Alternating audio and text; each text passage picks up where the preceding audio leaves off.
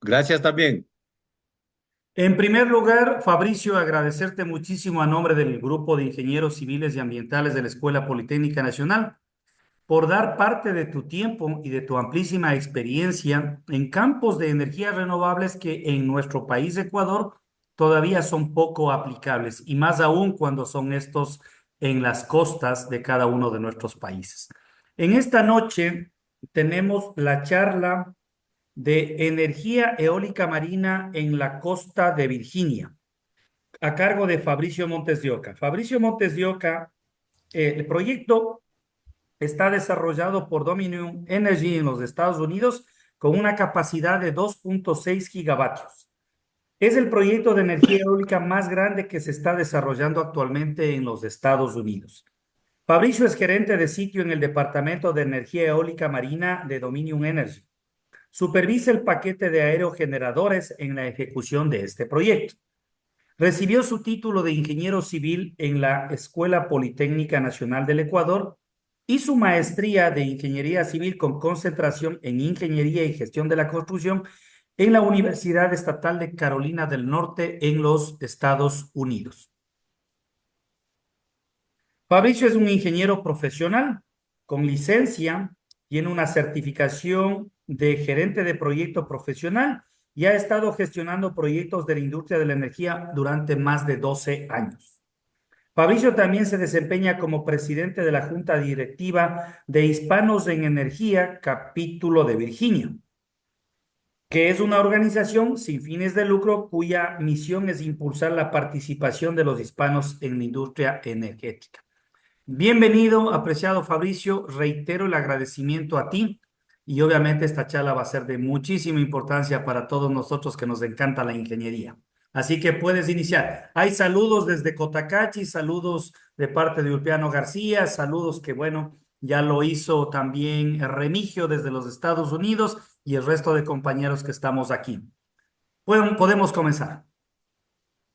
Gracias, muchas gracias Patricio por la invitación. Sí, es un gusto para mí poder compartir esta presentación con ustedes. Es un proyecto súper interesante, eh, un proyecto innovador, incluso en un país desarrollado como los Estados Unidos.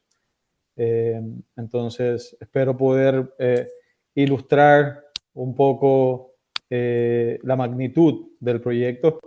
Es a veces difícil poderlo apreciar porque sinceramente ninguna foto, ningún video eh, muestra realmente la magnitud, el tamaño de los componentes que se utilizan, el tamaño del equipo que se utiliza en la ejecución de este tipo de proyectos. Entonces, eh, pues trato de utilizar material ilustrativo para poder eh, mostrar y que se pueda apreciar la magnitud de nuevo.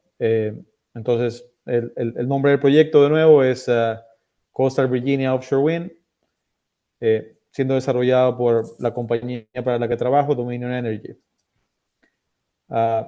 Ya revisamos un poco de mi información. Eh, como ya lo dijo Patricio, yo soy ecuatoriano americano. Vine a los Estados Unidos inicialmente a hacer mi maestría y bueno, después de eso se presentaron oportunidades y pues decidí establecer mi futuro aquí junto con mi familia. Algo que influyó también fue que mi esposa no es de Ecuador, mi esposa es venezolana y bueno, al estar en un país neutral también como que nos ayudaba un poquito en la relación. Um, Aparte de lo que Patricio ya mencionó, pues lo que, a lo que dedico mi tiempo libre es a la familia y uh, a viajar cuando se puede y lógicamente soy fanático del fútbol. Uh, Esta es la agenda de lo que vamos a revisar hoy día, empezando con un poquito de información acerca de la compañía para la que trabajo, un poco de información general acerca de la energía eólica marina. Luego vamos a revisar dos proyectos, lo que nosotros llamamos el Coastal Virginia Offshore Wind, CVOW, el proyecto piloto y el CVOW proyecto comercial. Y dentro del proyecto comercial, que es la mayoría de la presentación, vamos a revisar el alcance que se desarrolla en el mar, mar adentro, o offshore, como se lo llama, y el alcance que también se desarrolla en tierra, que se le llama onshore. Acerca de Dominion Energy. Dominion Energy es lo equivalente a la empresa eléctrica, qué sé yo, en Ecuador, ¿no? La empresa eléctrica de Manabí o la empresa eléctrica de Quito y empresas por el estilo, ¿no? La compañía tiene dos ramas principales de negocio. La rama principal es lo que se llama operaciones de servicio público regulado por el Estado, y específicamente los estados de Virginia y Carolina del Sur. En el estado de Virginia es la parte más grande del negocio, representa el 75% de los ingresos anuales de la compañía, que incluye distribución, transmisión y generación eléctrica. En Carolina del Sur, aparte de la distribución, transmisión y generación eléctrica, también tenemos distribución de gas natural, lo que representa el 15% de los ingresos anuales de la compañía. Y aparte de eso, tenemos un sinnúmero de plantas eléctricas que no son parte del sistema regulado o de la parte regulada de la compañía, pero que tienen contratos a largo plazo en esos respectivos estados con las respectivas compañías eléctricas de esos estados para proveer energía limpia. En la mayoría de los casos es energía nuclear. Los valores principales de Dominion Energy son seguridad. Nosotros creemos que es muy importante que cada empleado de la compañía, cada persona que participa en nuestros proyectos, regrese a sus hogares tal como salió, con el mismo número de dedos, con el mismo número de manos, con la misma salud con la que salió. Ética, pues un solo acto no ético puede dañar no solo el currículum personal del individuo, pero también el currículum de la compañía. Siempre estamos en busca de la excelencia. La compañía y los individuos que trabajamos en las compañías también estamos motivando el cambio, estamos motivando la innovación y intentamos trabajar como equipo. Entonces, uno de nuestros valores es ser un solo Dominion Energy.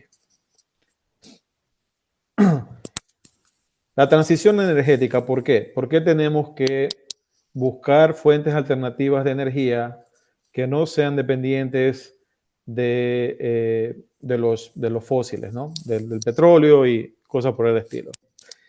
Porque todos los organismos que están haciendo investigación con el clima y con el calentamiento global han concluido que nosotros los humanos ya hemos causado daños irreversibles en nuestro planeta. Por consiguiente, tenemos que tomar acción ya. Entonces, al menos en el caso mío personal, desde que me gradué de ingeniero civil en la Politécnica, siempre me interesó ser parte de la energía renovable. Habían dos temas que me interesaban mucho. Uno era puentes, que no tiene que ver con energía renovable, pero las estructuras de puentes siempre me llamaron la atención. Y lo otro eran represas, ¿no? El Ecuador tiene un potencial hidroeléctrico grandísimo, ¿no? Y en los tiempos en los que yo todavía estaba estudiando, se veía con bastante sorpresa el por qué el Ecuador no aprovechaba más ese potencial hidroeléctrico. Entonces, después de que me gradué y después de que vine a estudiar inglés acá, regresé al Ecuador y tuve la oportunidad de trabajar en un proyecto hidroeléctrico. Y bueno, la verdad que estaba muy contento, muy emocionado de ser parte de eso, pero bueno, lamentablemente tuve que abandonar el plan por venir a perseguir el objetivo de hacer una maestría aquí en Estados Unidos. Bueno, así fue que llegué acá y bueno, el resto ya lo mencioné. Entonces, específicamente de lo que vamos a hablar hoy día, de la energía eólica, ¿Cómo podemos tener energía eólica fiable o una fiabilidad con la energía limpia? ¿No? Es lógico, en la energía solar, si no hay sol, no tiene generación. Y en la energía eólica, si no hay viento, tampoco puede generar. Entonces, pues muchas de las personas que critican este tipo de energía justamente la critican por la falta de fiabilidad.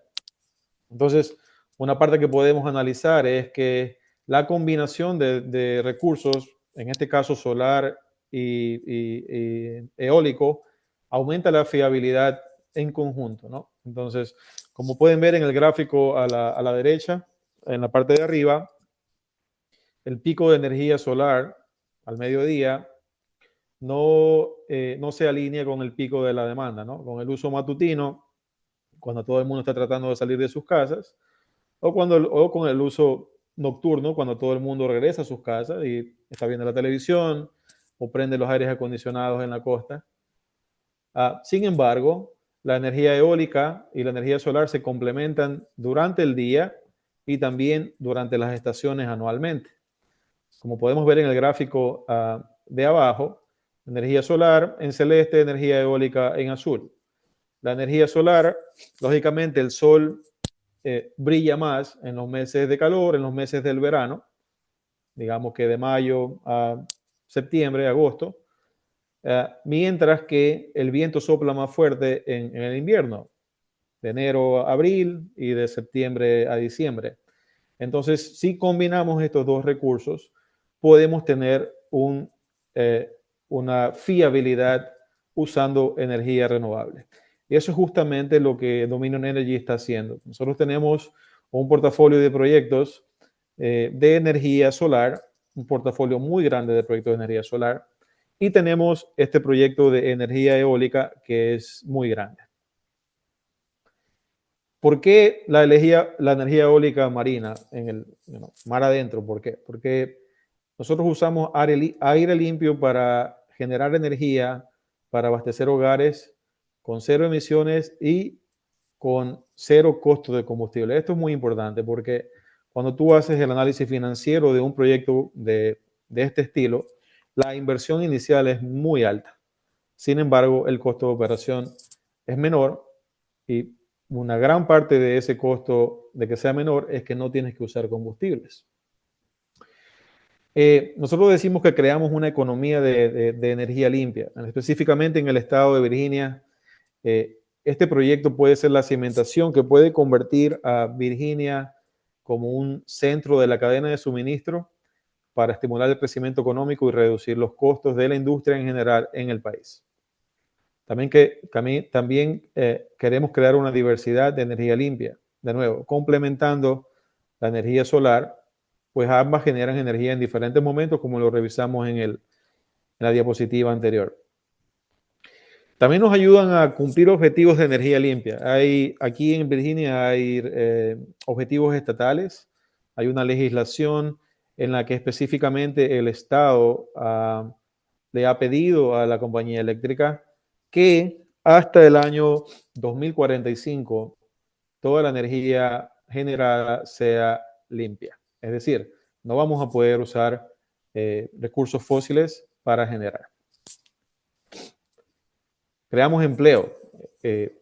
Creamos empleos de energía limpia y de manufactura en todo el país, así como también estamos desarrollando talento con diferentes asociaciones de desarrollo de la fuerza laboral. Este talento incluye todos los niveles y diferentes ramas profesionales, no solo de ingeniería, no solo técnico, sino también administrativo, legal, ambiental, biólogos, un sinnúmero de profesionales que tienen que trabajar en un proyecto de esta envergadura. Y también ayudamos y contribuimos a la investigación en la energía limpia para continuar apoyando el avance de la tecnología eólica marina y la sostenibilidad ambiental para los hábitats marinos, aviares y terrestres. Un poco explicando aquí el concepto de cómo funciona. Básicamente instalas lo que se llama aerogeneradores o turbinas eólicas en el mar. Dependiendo del proyecto, el número de turbinas lógicamente varía. Estas turbinas están conectadas entre ellas. Luego vamos a revisar un poco la terminología. Y luego esa energía se compila o se agrupa en un cable que va por debajo del lecho marino, llega a la playa, en donde puede haber una estación de conmutación, como nosotros lo tenemos en este proyecto, y luego se conecta a las líneas de transmisión, llega a una subestación eléctrica y finalmente va a las líneas de distribución, como cualquier sistema eléctrico en cualquier país, para cualquier tipo de generación.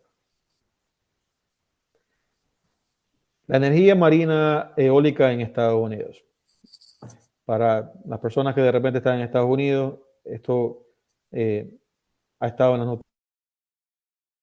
El nuevo presidente asumió su mandato, pues el presidente Trump eh, no está a favor de la industria.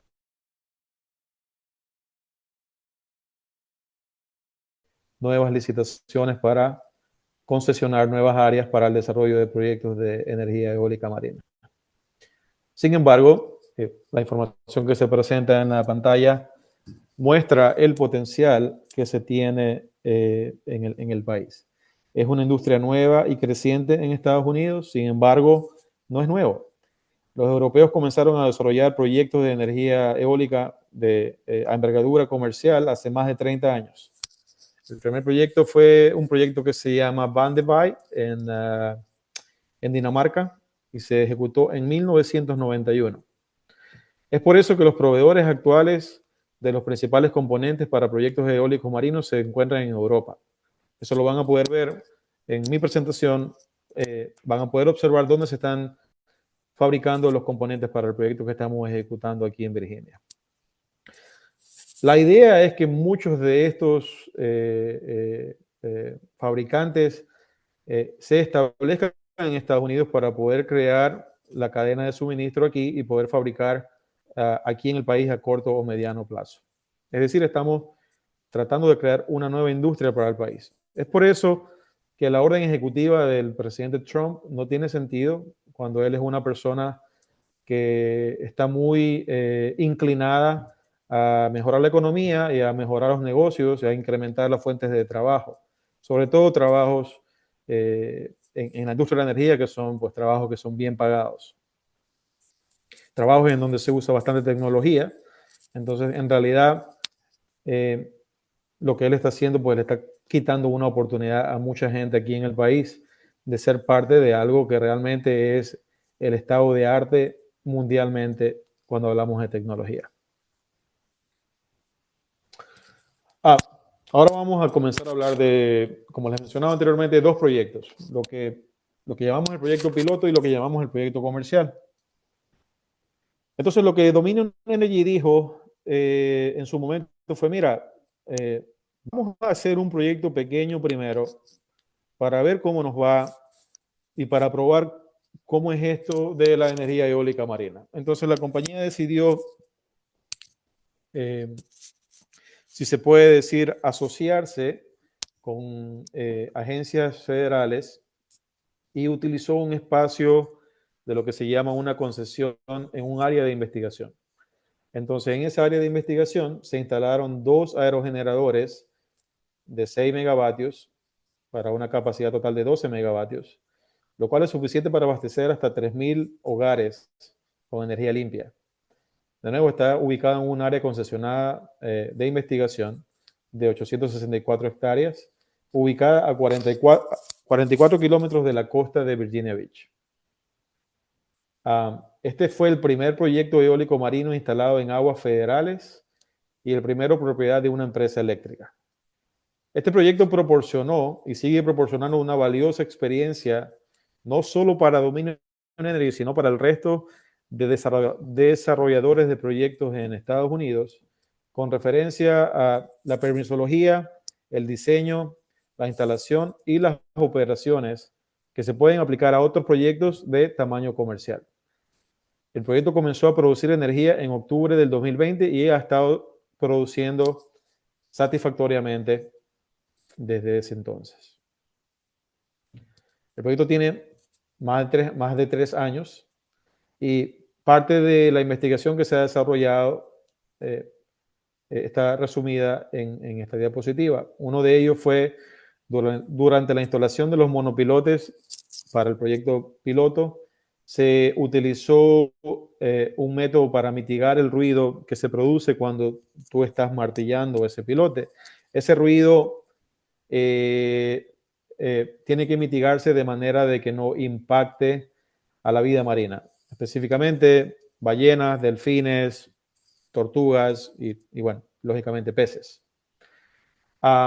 Asimismo, organizaciones federales como BOM es la organización federal que maneja todas las concesiones de áreas con propósitos energéticos en el océano, ¿no? Esto incluye offshore wind, incluye energía eólica, incluye explotación de gas o petróleo. Entonces, este organismo BOM es el que regula eso. Asimismo, el Coast Guard es el grupo encargado de hacer entrenamiento para operaciones de búsqueda y de rescate. Si algo pasa en aguas federales, los guardacostas son los encargados pues, de proveer ayuda en caso de emergencia. Y finalmente, mucha gente que le encanta la pesca se acerca a las cimentaciones de las turbinas porque las cimentaciones de las turbinas, una vez instaladas, han creado un arrecife artificial. Entonces hay mucha vida marina ahí. Mucha la gente va y le gusta pescar en el área. Muchos de la gente que critica proyectos en el mar, pues dicen que afectamos la vida marina, pero de nuevo, cuando tú instalas esas estas estructuras se convierten en un arrecife artificial y bueno, quiero mostrar un poco el resultado en este video. Este video fue grabado en el 2021. Esto fue un año después de que el proyecto piloto comenzó a operar.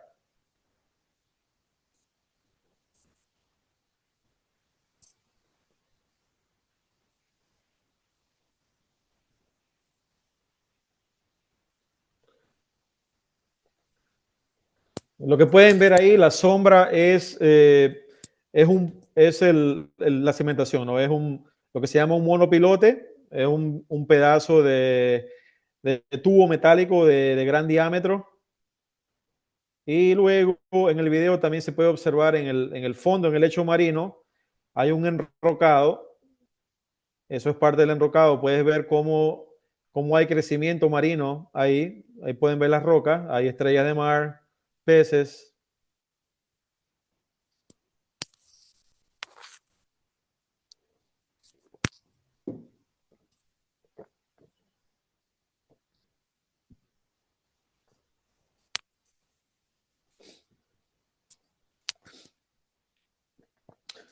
De nuevo, este video fue grabado solo un año después de que el proyecto entró en operación. Entonces, como se pueden imaginar, entre más tiempo pasa, más vida marina se va a desarrollar en esas cimentaciones. Vamos al proyecto comercial, el proyecto que estamos actualmente desarrollando. Este proyecto, pues, cuando el proyecto piloto fue un éxito, se tomó la decisión de proceder con el proyecto comercial. Como lo dijo Patricio en la presentación, es el proyecto eólico marino más grande siendo desarrollado actualmente en Estados Unidos y es uno de los más grandes en el mundo. Creo que es el segundo más grande. Hay un solo proyecto que tiene más capacidad, pero no se desarrolló en una sola fase, sino que se desarrolló en 3 fases. Es decir, como que hicieron 3 proyectos y lo unieron al final. Tenemos 2.6 gigawatts de capacidad total, o sea, 2.600 megawatts. Esto es suficiente para abastecer hasta 660,000 hogares, de nuevo, con energía limpia. En este proyecto tenemos 176 aerogeneradores, en comparación con 2 en el proyecto piloto. Y cada aerogenerador tiene la capacidad de producir hasta 14.7 megawatts, en comparación a 6 megawatts del proyecto piloto. Aparte de los 176 aerogeneradores, tenemos 3 subestaciones eléctricas en el mar.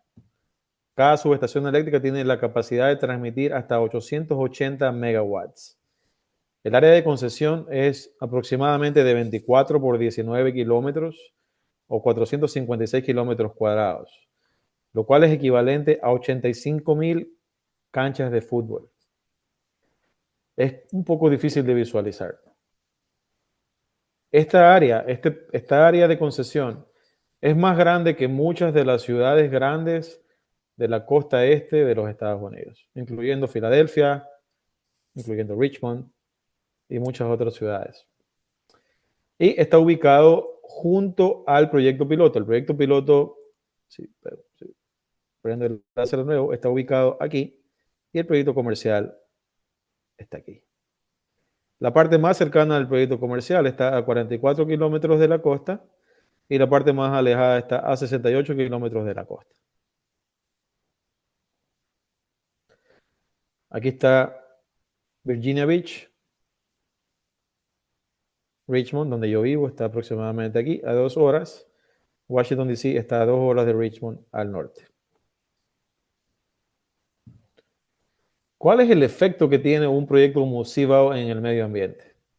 Se estima que CBAO generará 8.8 millones de megavatios hora al año, lo cual es equivalente a retirar de la carretera más de 1 millón de coches no eléctricos, o equivalente a sembrar más de 100 millones de árboles durante 10 años, o cambiar más de 200 millones de bombillas incandescentes por LED, o equivalente a cargar casi 800,000 millones de teléfonos inteligentes. En resumen, es una gran cantidad de energía. En el desarrollo de proyectos de energía eólica marina es muy importante las instalaciones portuarias. Entonces, una parte importante de lo que estamos haciendo es que estamos desarrollando nuestra planta donde estamos preparando los componentes para el posterior transporte e instalación. Entonces, esta foto de aquí muestra la ubicación de ese lugar. Yo sé que, bueno, en el caso de ustedes no están acá, es un poquito difícil de ubicarse, pero cuando hago la presentación para gente aquí en Virginia, este slide es relevante. Lo que sí quiero resaltar aquí es que parte de nuevo de nuestra estrategia es que nosotros hemos arrendado aquí en lo que se llama Portsmouth Marine Terminal o la terminal marítima de Portsmouth, 29 hectáreas, y estamos mejorando la infraestructura portuaria aquí de manera que ese puerto tenga la capacidad de carga para poder recibir los componentes que se tienen que recibir. Son componentes muy pesados. Entonces, tiene que haber mejora de suelo, tiene que haber también así el calado adecuado aquí en el muelle para poder recibir los barcos que traen estos componentes. El mensaje aquí es que la infraestructura portuaria es crítica para el desarrollo de proyectos de energía eólica marina y esa infraestructura portuaria generalmente no existe en los países en donde se quiere desarrollar energía eólica marina. De hecho, es un problema en otros proyectos aquí en Estados Unidos, en la costa este, en el noreste específicamente, en el área de Massachusetts y de Nueva York y New Jersey. Entonces, así es como luce actualmente. Aquí en la foto de la izquierda pueden observar, ya hemos terminado de mejorar la mitad de la propiedad y se están recibiendo componentes que se están transportando e instalando en el mar. Lo que ven aquí almacenado de manera horizontal es lo que se llama los monopilotes, y lo que ven, las piezas amarillas que están almacenadas verticalmente, es lo que se llama las piezas de transición.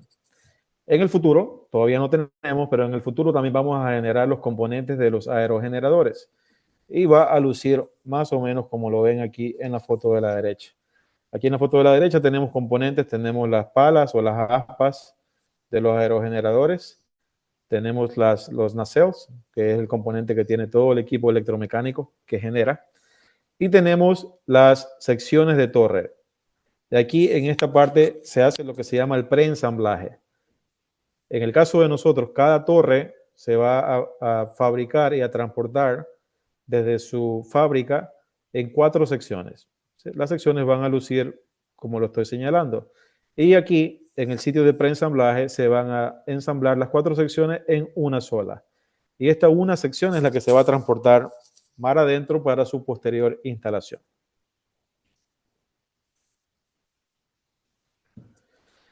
Aparte de la infraestructura que se está usando en el proyecto de construcción, estamos haciendo una inversión de más de $100 millones en edificios e infraestructuras para la operación del proyecto. Las operaciones del proyecto estarán localizadas en esta propiedad que se llama Muelles de Lambers, que incluye un edificio de oficinas de 2.500 metros cuadrados y un almacén de 1.600 metros cuadrados y atracaderos para acomodar un buque que se llama SOV, que es Service Operation Vessel. Es un buque que está al servicio de la operación, y 2 barcos que sirven para transportar personas que trabajan en el proyecto. Aquí se le llama CTV, que es Crew Transfer Vessel.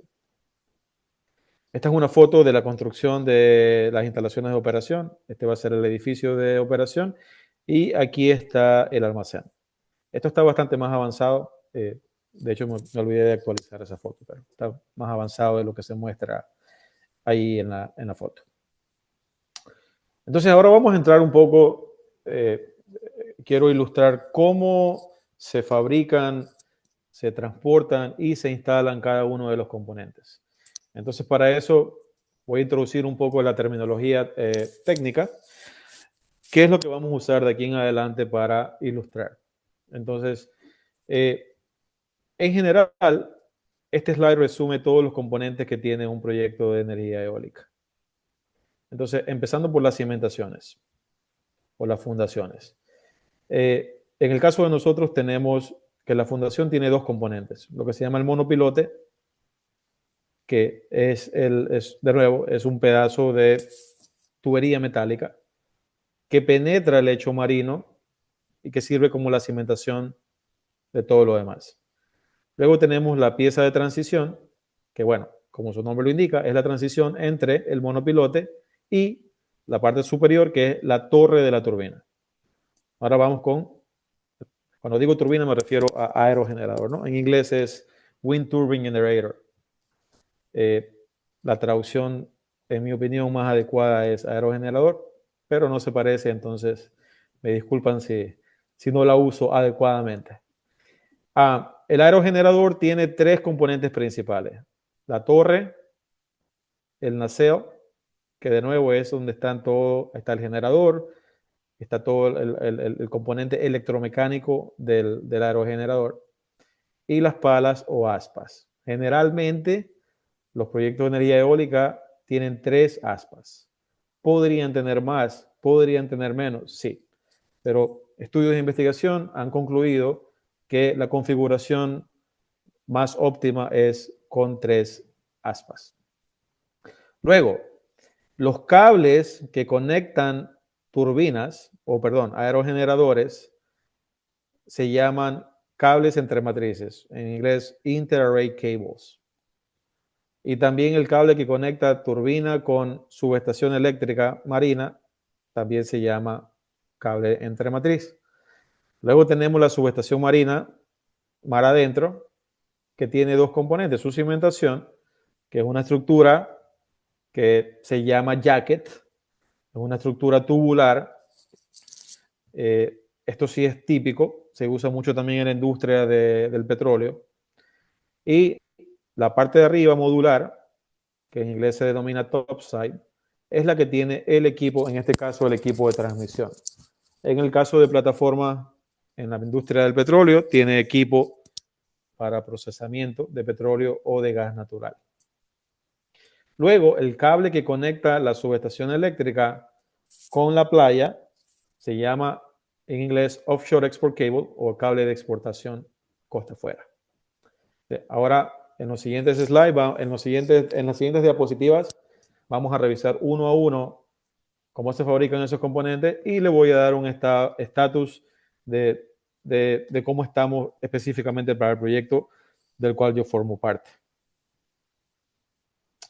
Esto es más o menos un resumen de la parte marítima del proyecto, el alcance marítimo del proyecto.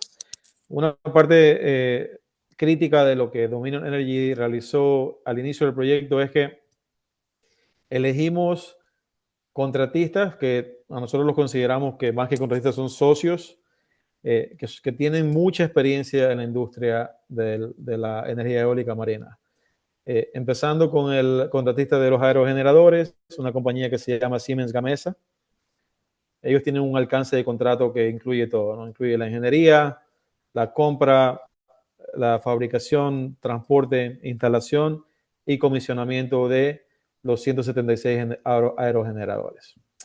Luego, en los monopilotes, es una compañía que se llama EEW y el alcance de ellos es fabricar los monopilotes que fueron diseñados por otra compañía muy experimentada que se llama Rambo.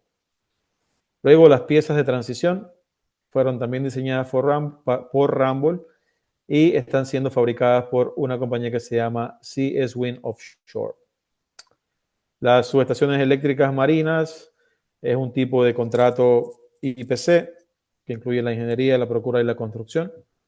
Es un consorcio entre dos compañías. Una es CS Wind Offshore y la otra se llama Semco Maritime. Y finalmente el balance que incluye los cables, tanto los cables de matriz como los cables de exportación. Esa parte del alcance es un tipo de contrato IPC. Ellos hicieron la ingeniería, procura y fabricación de los cables. Y este mismo consorcio tiene también la responsabilidad de hacer el transporte e instalación de los monopilotes, de las piezas de transición y de las subestaciones eléctricas. Y es un consorcio de dos compañías, una que se llama DEME y otra que se llama Prysmian. Se hacen llamar Demian. De nuevo, tenemos 5 paquetes. Todos los contratos se ejecutaron antes o en diciembre del 2021. Esto es un dato clave porque en el 2022 la industria fue impactada con inflación. Entonces todos los costos se fueron para arriba. Muchos desarrolladores, de hecho, tuvieron que echarse para atrás en la inversión. Y muchos proyectos estuvieron en peligro de ser cancelados. Pero, sin embargo, nosotros no fuimos impactados debido de nuevo a que ejecutamos los contratos a tiempo. Todos estos paquetes ya se encuentran en la fase de fabricación. De hecho, el primer monopilote llegó a nuestra terminal PMT en octubre del 2023 y a la fecha se han entregado 116 de los 176 y se han instalado 78.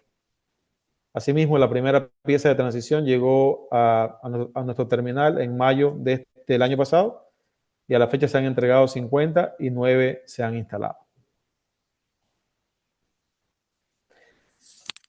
¿Cómo se fabrican muchas de estas piezas? Hay mucha fabricación estructural en acero. Básicamente, como pueden ver en la animación, empiezas con una placa metálica. Esa placa metálica es rolada hasta que formas un cilindro. Cuando tienes el cilindro, procedes a hacer la soldadura longitudinal de ese cilindro. Luego unes varias piezas cilíndricas y haces un cilindro más largo hasta que logras tener la longitud deseada. Lógicamente, para unir las piezas cilíndricas tienes que hacer la soldadura perpendicular o circunferencial. La mayoría de estas soldaduras son procesos automatizados.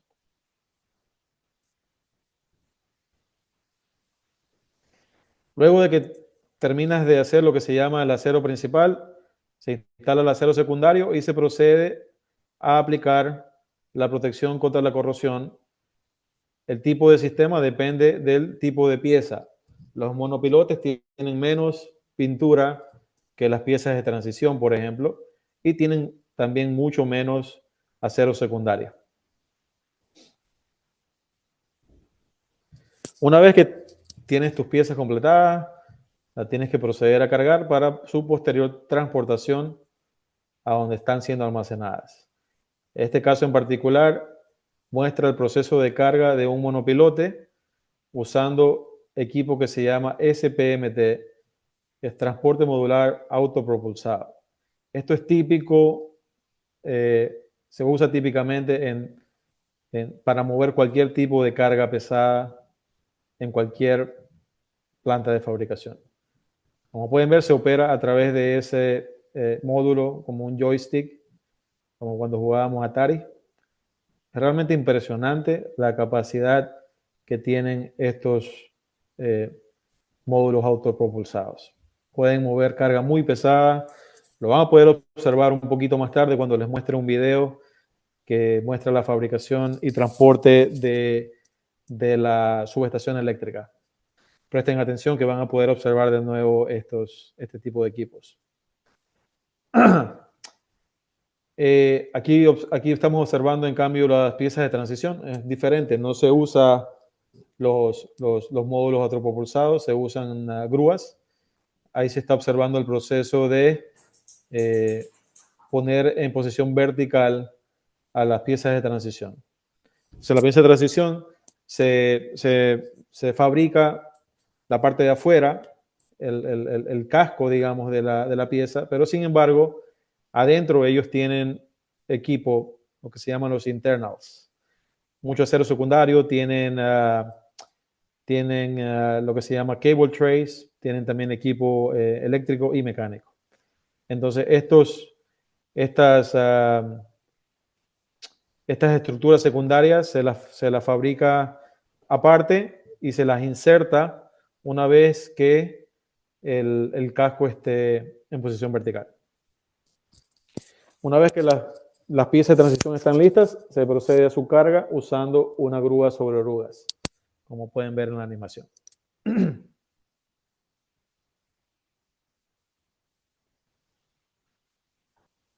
Y aquí un poco para resumir en qué estamos actualmente. De nuevo, el proveedor de los monopilotes en este caso, compañía que se llama EEW, está localizada en Rostock, Alemania. Actualmente han entregado 116 y 78 de las cuales se han instalado. La primera carga allá en Alemania ocurrió en septiembre del 2023. La primera descarga aquí en Virginia ocurrió en octubre del 2023. La primera instalación se dio en mayo del 2024. Para que puedan ver un poco la magnitud del componente, estas son personas altas, probablemente de 1,80. El diámetro de los monopilotes es de hasta 10 metros aproximadamente. Esto es una maqueta.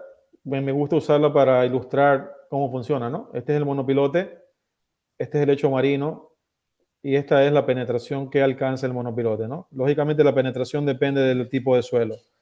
Se hace un estudio de hincado para cada posición que se tiene, por lo cual hay que hacer un levantamiento geológico y geotécnico del sitio para poder tener esa información disponible.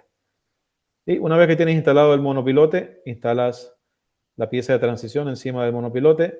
Generalmente esa junta es una junta empernada y se le pone también grout para evitar que se mueva en el futuro durante la operación. Aquí es en donde estamos con referencia a las piezas de transición. De nuevo, el proveedor se llama CS Wind Offshore. La planta principal está ubicada en Aalborg, Dinamarca, y también se realizó fabricación de acero secundario en Vietnam, Corea del Sur y Polonia. A la fecha se han completado 50 piezas y se han entregado en nuestro sitio de almacenamiento en PMT. 9 han sido instalados. La primera carga ocurrió en Dinamarca el 23 de abril del año pasado. La primera descarga en Virginia ocurrió en mayo del 2024, el año pasado. Y la primera instalación fue este año, el 3 de enero. Aquí pueden ver las piezas de transición cuando están siendo almacenadas en Dinamarca. Esta foto muestra el proceso de carga en el barco que la está por transportar. Y estos son los cages que les mencionaba. Estos se fabrican independientemente y se insertan dentro del casco cuando el casco está listo. Ahora vamos a pasar con las subestaciones marinas para proveer un poco un sentido de la escala. Aquí pueden ver, esta foto muestra más o menos cómo es, ¿no? Los aerogeneradores son muy altos y la subestación eléctrica se ve pequeña al lado de los aerogeneradores, pero en realidad es muy grande, es un monstruo de estructura. Tengo un video que ilustra el proceso de fabricación, carga, transporte e instalación de las subestaciones eléctricas. Este video no es de nuestro proyecto, pero la estructura, el tamaño de la estructura es muy similar. Y el consorcio que hizo este proyecto que está en el video es el mismo consorcio que está haciendo nuestro proyecto. La compañía que actualmente se llama CS Wind se solía llamar Vlad y es el nombre que ustedes ven en el video. No se ve el video, Fabricio. ¿No se ve? Ahí comenzó.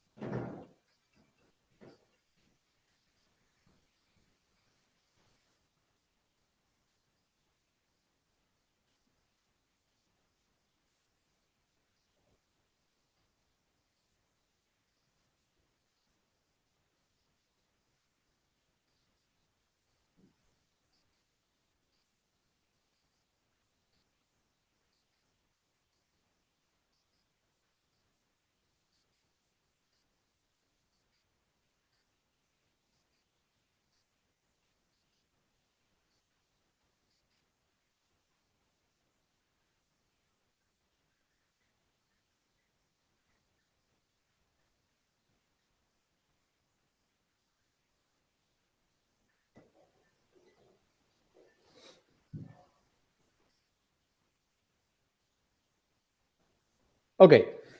La foto que ven en la pantalla es una foto del topside de la primera subestación eléctrica. Esta subestación eléctrica ya está en camino a Virginia. Se estima que llegue el 27 de enero, la próxima semana, y se estima que sea instalada entre febrero y marzo. Esto es muy dependiente del clima, ¿no? Actualmente estamos en el invierno y para poder instalar una estructura de esta magnitud, pues necesitas tener buenas condiciones en el océano. Entonces, pues esperemos que sea más pronto que después, que nos colabore el clima. La fabricación de módulos para estas subestaciones eléctricas se desarrolló en España, Polonia y Dinamarca. El montaje final está en curso en Aalborg, Dinamarca. Mientras que la fabricación de los jackets, que son las cimentaciones, se desarrolló en Finlandia y se está finalizando en Dinamarca. Como dije, la primera subestación, que es la número 2, está por llegar a Virginia, mientras que la número 3 y la número 1 se espera que estén listas para ser cargadas en el tercer trimestre de este año. La instalación de todos estos componentes se desarrolla se tiene que ser desarrollada con buques de instalación especializados. Estos buques están equipados con sistemas de posicionamiento dinámico de alto rendimiento que le permiten mantener las unidades en posición en el lugar en el cual necesitan estar. En la foto se puede observar algunos de ejemplos de este tipo de embarcaciones o de buques que se usan. Específicamente aquí a la izquierda se tiene el buque de instalación flotante Orion, que pertenece a DEME. Este es específicamente el barco que está trabajando en nuestro proyecto. Este mismo barco está instalando los monopilotes, las piezas de transición y va a instalar también las subestaciones eléctricas. Sin embargo, lógicamente hay otros barcos que lo podrían hacer. Aquí me gusta ilustrar la instalación de la subestación eléctrica. Este es otro barco que no está trabajando en este proyecto, pues, pero que justamente está haciendo el izaje del topside. Y la foto de la derecha muestra un buque de tendido de cables. Este tipo de buques tienen, como pueden ver aquí en la foto, un tanque en el cual se arregla el cable para que pueda ser tendido de una manera eficiente durante la campaña. Como lo dije anteriormente, los monopilotes se hincan en el lecho marino. Para nuestro proyecto, el hincado se hace con una combinación de un martillo vibratorio, se empieza vibrando y luego se cambia a un martillo hidráulico hasta llegar a la profundidad de penetración. Esta foto de la izquierda muestra el hincado de pilotes durante el proyecto piloto, así también como la instalación de la pieza de transición en el proyecto piloto. Aquí un poco para poner idea de la escala, esta es una persona de tamaño normal, 1,70, 1,80, y este es el tamaño del martillo que se usa. Estas son parte de las embarcaciones que forman parte del proyecto del paquete de transporte e instalación. Este fue el barco que vimos anteriormente, el DEME Orion. Este es uno de los barcos que está transportando monopilotes, se llama Sunshine. Este es un barco que inicialmente comenzó transportando piezas de transición y monopilotes. Actualmente solo está transportando piezas de transición. Se llama Sunrise. Esta es una foto muy interesante. No sé si recuerdan al inicio que les dije que hay una manera de mitigar el sonido que se genera durante el hincado de los pilotes. Este sistema se llama, es lo que se llama un sistema doble de burbujas, double bubble curtain en inglés. Básicamente lo que se hace es inyectar aire comprimido que genera burbujas y esas burbujas generan dos cortinas y esas burbujas mitigan la propagación del sonido generado por el martillo. Esta es una foto de la instalación de un monopilote en el proyecto comercial. Esta es una foto del monopilote instalado en el proyecto comercial. Lo que pueden ver aquí en amarillo es una luz de navegación que se instala, pues lógicamente porque ya es una estructura en el medio del mar y tiene que tener algún tipo de guía para las embarcaciones que pueden navegar en la zona, no se vayan a chocar con el monopilote. Actualmente hemos descargado 116 monopilotes en nuestro PMT, 50 piezas de transición, y Orion ha instalado 78 monopilotes y 9 piezas de transición. El primer monopilote se instaló el 22 de mayo del 2024 y la primera pieza de transición el 3 de enero de este año. Cada ubicación de cimentación tiene en su base una protección contra la socavación. Básicamente, dos capas de enrocado. La primera capa se llama la capa de filtro y la segunda capa se llama la capa corazada. El barco que está haciendo la instalación de este sistema se llama Flintstone. La roca se está trayendo de Canadá, una cantera que se llama Carver. Actualmente se han instalado 46 capas de filtro, de roca filtro, y 13 de roca corazada. Y la primera roca se instaló en julio del 2024. Vamos con cables. Para los cables, el proveedor en el consorcio es la compañía que se llama Prysmian y la fabricación se está realizando en plantas ubicadas en España, Alemania, Italia, Finlandia y Francia. Este no es una sección transversal de nuestro cable, pero la uso para ilustrar qué hay dentro de ese cable. Adentro de ese cable tienes su componente eléctrico y también tiene su componente de comunicaciones, es decir, tiene fibra óptica y tienes aluminio y cobre o aluminio y cobre. Estas son fotos de nuestro cable siendo instalado en el carrusel para su posterior almacenamiento y transporte. Y aquí es donde estamos. Se han fabricado 6 de los 9 cables de exportación y se han instalado los primeros tramos de 4 de esos 9 cables. Cada uno tiene aproximadamente 35 kilómetros. Este cable está no solo puesto en el lecho marino, pero enterrado debajo del lecho marino. Para poner un poco las cosas en perspectiva, ¿cuánto cable estamos utilizando? El cable que conecta turbinas entre turbinas y turbinas con sujetaciones eléctricas, vamos a utilizar aproximadamente 400 kilómetros de cable, que es, si han estado aquí, de nuevo, de repente no es la comparación adecuada para esta presentación, pero es como manejar desde Richmond hasta Filadelfia en la ruta I-95, 400 kilómetros. Y para el cable de exportación son aproximadamente 550 kilómetros, que es como manejar desde Richmond a la ciudad de Nueva York en la ruta I-95. Y vamos a los aerogeneradores, que, bueno, son el componente, digamos, estrella de un parque eólico. En nuestro caso estamos utilizando aerogeneradores Siemens Gamesa. DD significa Direct Drive, es decir, que no tienen... hay aerogeneradores que tienen una especie de caja de cambio. Este no lo tiene. 222 es el diámetro del rotor. Esto es una codificación estándar. Generalmente tienes el fabricante del aerogenerador, el tipo de aerogenerador y el diámetro del rotor y también la capacidad. Entonces, SGDD 222 raya 14, es decir, que tiene la capacidad nominal de generar 14 megawatts. En el caso de nosotros, podemos generar hasta 14.7 porque compramos un módulo que permite dinamizar la generación. La altura aproximada de la punta es 255 metros sobre el nivel del agua.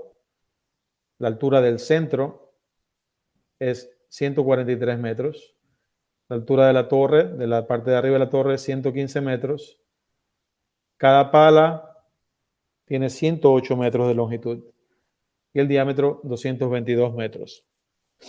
Y de nuevo, los componentes se van a entregar en la terminal marítima de Portsmouth, PMT, para su almacenamiento, premontaje y luego serán transportados e instalados por un buque de instalación de turbinas eólicas. De nuevo, poniendo en perspectiva, cada una de las palas, 108 metros, es la longitud de un campo de fútbol americano o de un campo de fútbol soccer, que es lo que nosotros conocemos en ePower. Esto es una sola pieza, no tiene ninguna junta. Es fabricada como una sola pieza. Esta es una foto real de las palas. ¿Qué tan altos son las unidades una vez están instaladas? Si han estado en Washington, D.C., este es el Washington Monument, el obelisco. Esta es una animación de la turbina del proyecto, del aerogenerador, perdón, del proyecto piloto y del aerogenerador del proyecto comercial. El aerogenerador del proyecto comercial es un poco más pequeño que la Torre Eiffel. ¿De qué tamaño es el nacelle? es tan largo como un camión de 18 ruedas y la altura es como una casa de 3 pisos. ¿Cómo se instalan los aerogeneradores? Una vez que se hace el premontaje, recuerden, de 4 secciones de torre hacemos una sola sección. Ese es el premontaje. Estos componentes se cargarán en un barco especializado, en inglés se llama Wind Turbine Installation Vessel, que es un barco para instalación de aerogeneradores. Luego se transportan al sitio donde se van a izar. Entonces, se levanta la torre, un solo izaje, se instala encima de la pieza de transición, luego se levanta el nacelle y se instala encima de la torre. Estas conexiones son todas con pernos, ¿ok? Y luego se instala una pala a la vez. Entonces, son 3 izajes en total para las palas. Entonces, en 5 izajes en total se termina de instalar el aerogenerador. Para poder instalar el aerogenerador se utiliza estos buques especializados que son este buque lo que hace es tiene unas patas que las pueden ver aquí en la foto que son cerchas de armadura. Cuando el buque llega a su posición deseada, baja las patas se posan sobre el lecho marino y una vez que las patas están en el lecho marino estables, elevan el casco del barco y ya no tienes un barco, sino que tienes una estructura estable que te permite levantar los componentes de la cubierta del barco e instalarlos en donde necesitas instalarlos. Aparte de desarrollar este proyecto, Dominion Energy está invirtiendo en construir uno de estos barcos para ponerlo a la disposición de la industria de la energía eólica marina en Estados Unidos. El nombre del barco se llama Charybdis y es uno de los buques de instalación de aerogeneradores más grandes del mundo y es el único que puede cumplir con una regulación que se llama el Acta de Jones. El Acta de Jones, si lo puedo tratar de resumir, dice que si tú necesitas mover personal o equipo o cualquier material de un puerto en los Estados Unidos a otro puerto en los Estados Unidos, tú debes usar un barco de bandera americana y todos los miembros de la tripulación de ese barco tienen que ser ciudadanos americanos. Entonces, ese es un requerimiento que no es muy fácil de cumplir para la industria de energía eólica marina. Entonces, al nosotros tener este barco, tenemos una ventaja sobre otros desarrolladores del proyecto que tienen que utilizar otras estrategias para poder instalar los aerogeneradores sin incumplir el Acta de Jones. Otros tipos de embarcaciones que Dominion Energy tiene o tendrá a su disposición para cumplir con esta regulación es 2 buques de transferencia de tripulación o CTVs que mencionamos anteriormente, un buque de servicio al servicio de operaciones o SOV que mencionamos anteriormente. Este barco sirve, bueno, el CTV sirve para transportar personas desde la tierra, desde la playa hasta donde necesiten ir, sea este uno de los lugares donde está el aerogenerador instalado o sea la subestación eléctrica. Sin embargo, transportar trabajadores todos los días, como mencionamos anteriormente, estamos hablando de casi 50 kilómetros. Un viaje en este tipo de buques a buena velocidad son aproximadamente 2 horas, 2 horas de ida, 2 horas de regreso.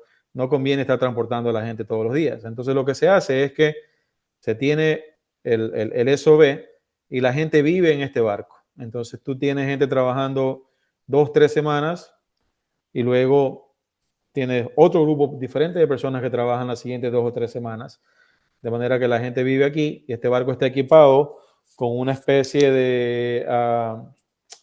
eh, de rampa o de caminera que conecta al barco con, en este caso, la pieza de transición. Es lo que se llama walk to work o camina al trabajo. Entonces, duermes en el barco, pasas la plataforma y llegas a donde necesitas ir. Y luego tenemos de nuevo el Caribdis, que es el buque de instalación de aerogeneradores. Todos estos barcos necesitan ser de bandera americana, en este caso. El paquete de aerogeneradores, ¿en qué estamos? Comenzamos a fabricar interruptores de alto voltaje en Alemania en octubre del 2023. Grúas pescantes en Dinamarca desde agosto del 2023. Los paneles SCADA. El SCADA es el sistema que tiene el control de los aerogeneradores o de cualquier otro equipo que forma parte del sistema.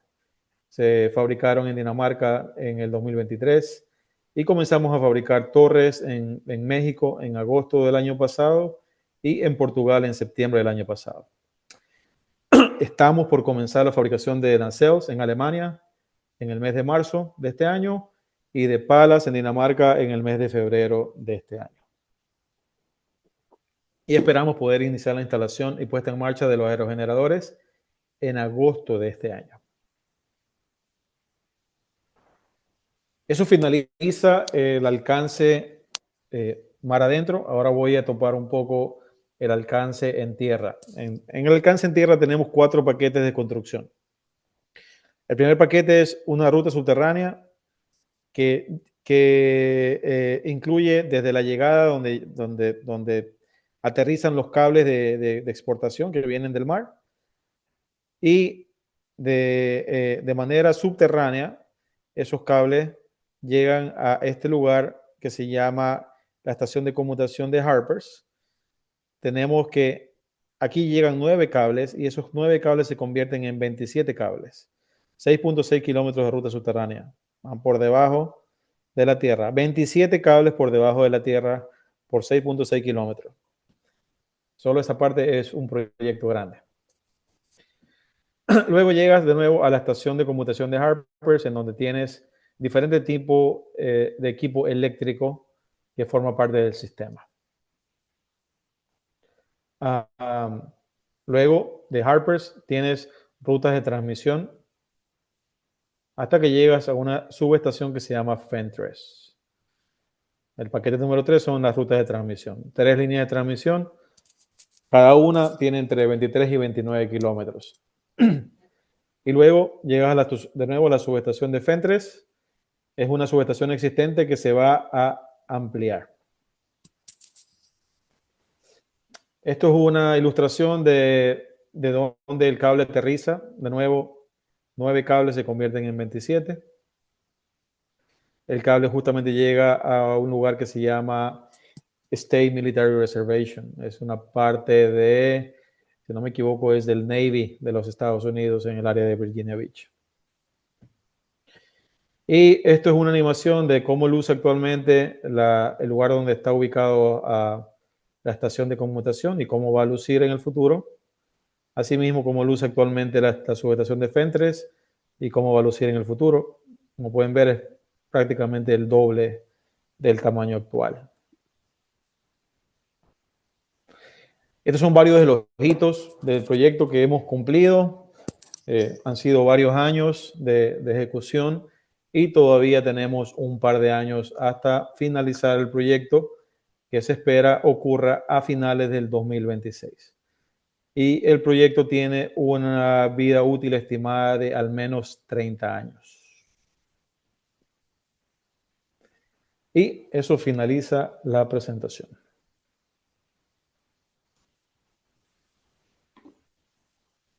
Muchísimas gracias, Fabricio, por tan amplia explicación de un proyecto de vital importancia para los Estados Unidos y el mundo. Estimados colegas y amigos, hemos abierto el diálogo para hacer las preguntas correspondientes a Fabricio y obviamente Fabricio, con su amplísima experiencia, nos va a salvar estas dudas. Remigio, por favor. Antes de eso, para poder preguntar lo pueden realizar a través del chat, levantando la mano en la pantalla o a través, a través de las aplicaciones existentes en el Zoom como tal. Remigio. Muchas gracias, Fabricio. Realmente una excelente presentación y sobre todo el abrir nuestros ojos a una realidad de generación eléctrica, pues que yo diría que muy poco se conoce, que nos amplía la mente hacia otras fronteras, que no sea la hidroelectricidad o generación biodiesel, etcétera. Me parece muy interesante.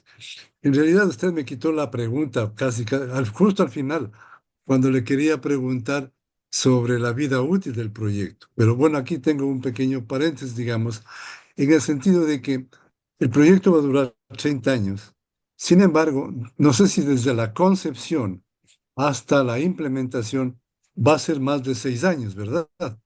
Entonces, la pregunta es, además de cuánto tiempo tomó a esta compañía desde su concepción, desde la necesidad de tener esta generación, hasta lo que va a ser la instalación y el periodo de vida útil, obviamente que me dice 30 años, pero yo creo que dado que a lo mejor la concepción del proyecto y construcción es 10 años, me parece que 10 años para un proyecto de solo 30 años tal vez es demasiado caro. Y ahí viene la otra pregunta. Más o menos desde el inicio hasta el inicio de generación, más o menos cuánto cuesta ese increíble proyecto.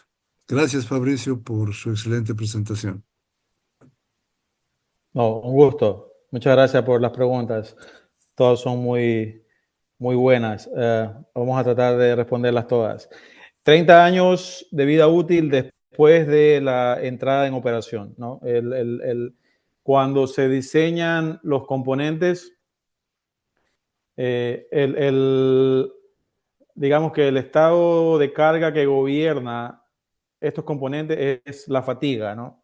Estos componentes van a estar sujetos a condiciones ambientales, en el océano específicamente, entonces van a estar, digamos que moviéndose continuamente.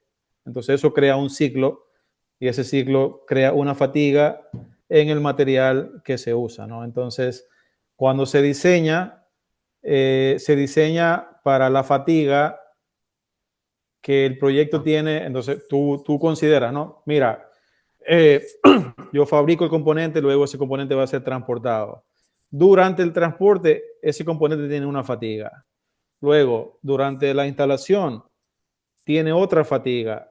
Y luego tienes la fatiga a la cual va a ser sujeta durante los 30 años de operación.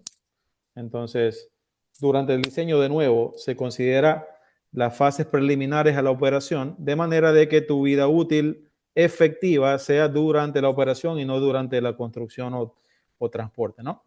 Eso por un lado.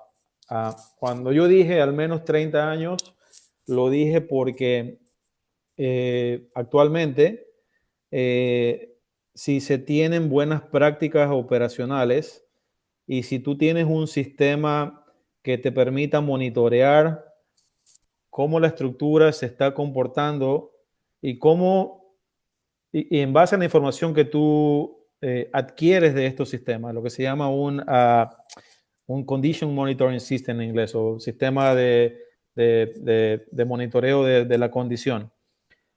Tú puedes comparar las condiciones a las cuales está siendo sujeta la estructura versus las condiciones que se consideraron en el diseño.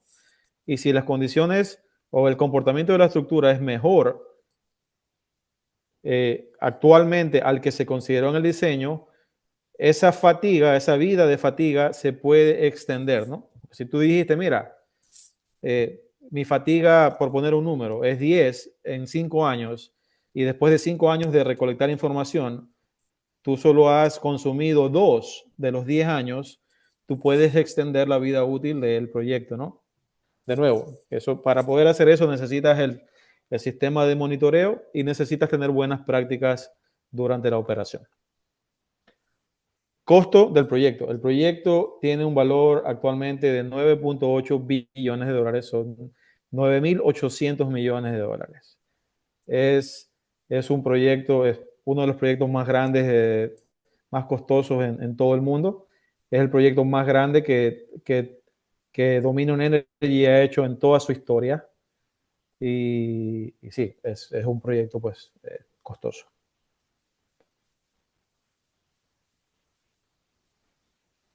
Gracias, Fabricio. ¿Alguna otra inquietud, estimados colegas y amigos? Yo, Fabricio, ¿estás atento? Tengo yo una que es posible hacer. claro, encantado. Hola Fabricio, te saluda Roberto Núñez. Qué gusto verte y qué orgullo que estés avanzando en este proyecto y veo que ha tenido un progreso notable desde la última vez que lo presentaste en NC State.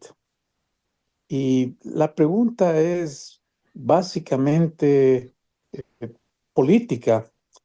Eh, ¿Están todos los permisos aprobados de una manera que las negativas y las trabas que posiblemente presente la nueva administración del presidente Trump puedan ser solventadas?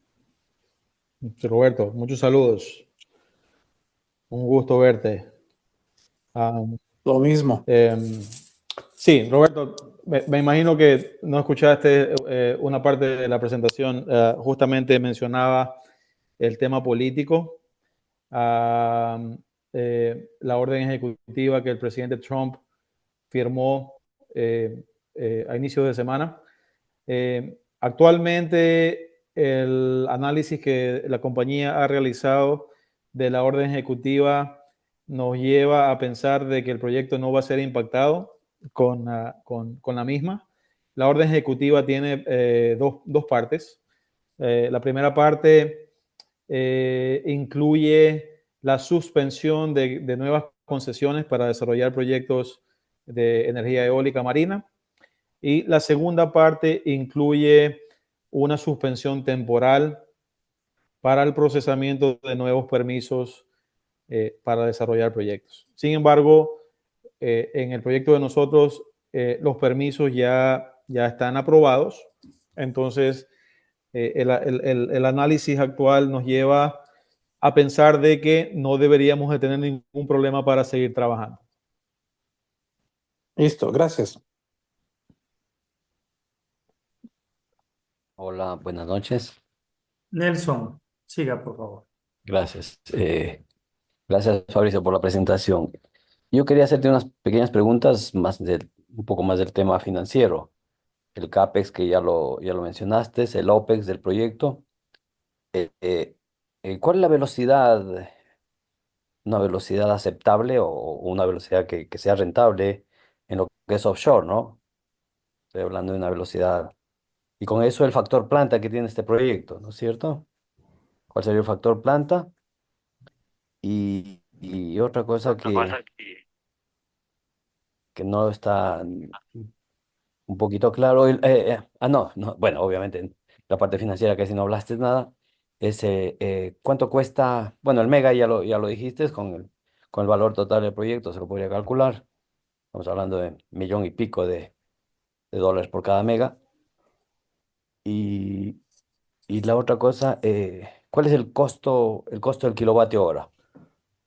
Sí, para poder hacer un análisis financiero, digamos que tenga sentido en un proyecto de generación, no puedes simplemente considerar el CAPEX, tienes que utilizar todo el CAPEX, el OPEX, ¿no? Lo que se llama en inglés Levelized Cost of Energy, en donde tú sumas el CAPEX, el OPEX, lo divides o divides toda la producción que esperas conseguir de tu activo de generación y con el costo total de instalación y de operación puedes sacar el LCOE o el LCOE que se llama, ¿no? ¿Verdad? Entonces, como también dije al inicio de la presentación, la operación de un proyecto de energía eólica marina, debido a que tu recurso, digamos que tu gasolina es el viento, ¿no? El viento no tienes que pagar nada para que el viento te genere.